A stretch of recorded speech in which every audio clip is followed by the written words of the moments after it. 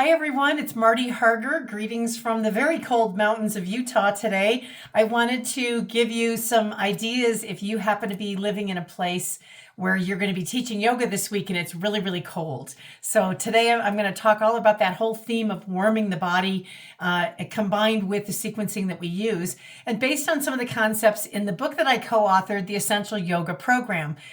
There are many different wonderful ways to use this book. There are 12 monthly workshops that give you 6 oils and blends to introduce in a 90-minute or 2-hour workshop to either apply the oils to others and have them experience them aromatically, topically, and internally, or you can shorten that to a 1-hour class and include different oils that you want to introduce people to. So as the years have gone on, I use this concept as a foundation for the yoga that I teach, I really love to incorporate new oils and experiences for people in my class each week. And so this week, because it's so cold where I live, it's actually supposed to be tomorrow -4 at 9 in the morning. So it's really, really cold.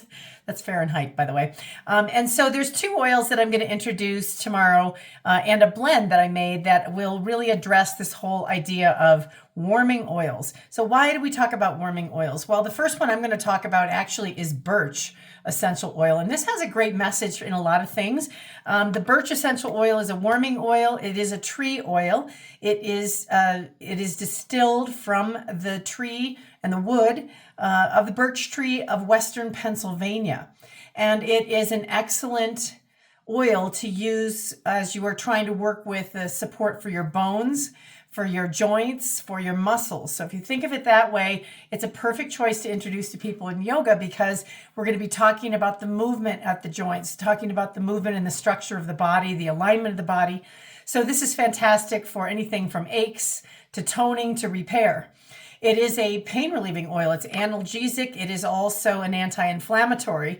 And birch is fantastic aromatically because it's really a stimulating oil. You'll see that it comes with a childproof cap. Why? Because it's 99% methyl salicylate, which is liquid aspirin. So it's very, very helpful for pains and aches.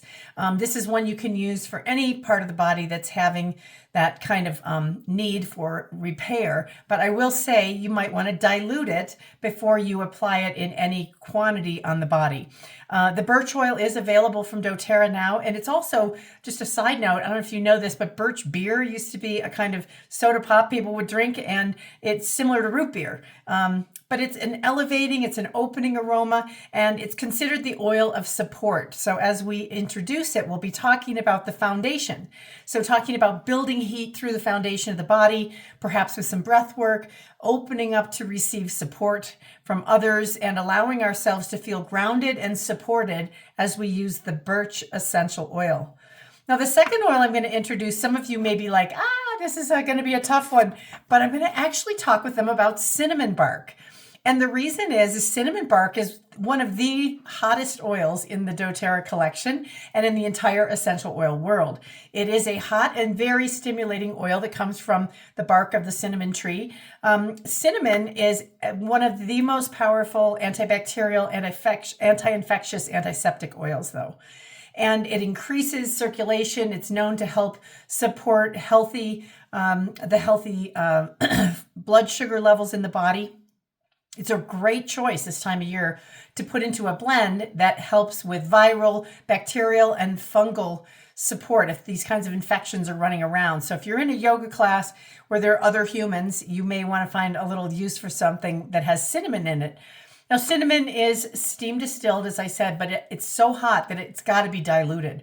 So I decided instead of passing around cinnamon or trying to give people a drop of that, which could be very unsettling to them, I made this blend, and it's a blend. I love this blend. This is a suggestion from Adam Barrelet and Vanessa Jean on their book about the gift of the essential oils, and it's the Visionary blend. It combines cinnamon bark, clary sage, myrrh, and Siberian fir. And this is the message from the Visionary blend. The universe has more to show you. Are you ready to see? Tap into the wisdom of the ages with cinnamon bark, Siberian fir, and myrrh. The addition of clary sage opens you to the gifts of your future self. would have you see as you release the past. Use this blend to diffuse or anoint your third eye chakra or during meditation to encourage visions that will guide you along the path. So I thought that would be great for a January class, Visionary Blend. And again, it's cinnamon bark, clary sage, myrrh, and Siberian fir. You can decide how much of what you're going to put in. I actually put a little bit more cinnamon bark. And again, I've got it diluted, I don't know if you can see that, with fractionated coconut oil. Nothing fancy. I just like to create blends and share them with my students.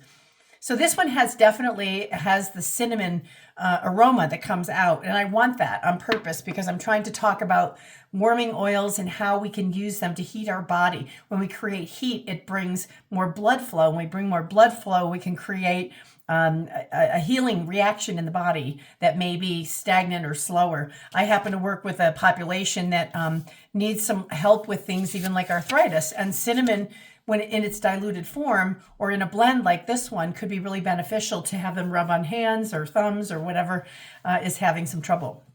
So my message today is look for those heating oils, introduce them to your students, make sure you dilute them appropriately if you're going to be using things like wintergreen, birch, cinnamon bark, cassia, oregano, thyme. These are all hot oils and are best to be diluted or put them in a blend and create a little bit of a story around that.